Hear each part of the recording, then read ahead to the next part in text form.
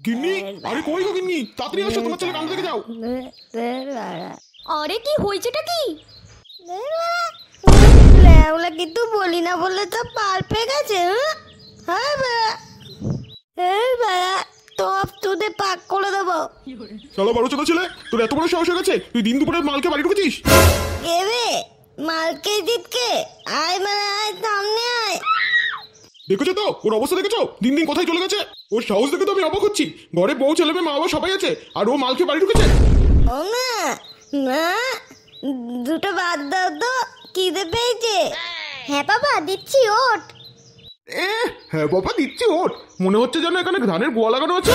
এই শুয়োরের বাচ্চার গেলা আজকে থেকে আমি বের করছি। দূর বেলা, গার মারানি ভাতও দেবে না। দের বুড়ো। রে, তুই কি উঠবি এখান থেকে, নাকি আমি তোর গাড় ভাঙবো? কে রে বেলা, গার মারানি, গার ভাঙবি? ফাটা, তোর বাবাকে এখান থেকে তোল, তুলে ঘরে নিয়ে যা।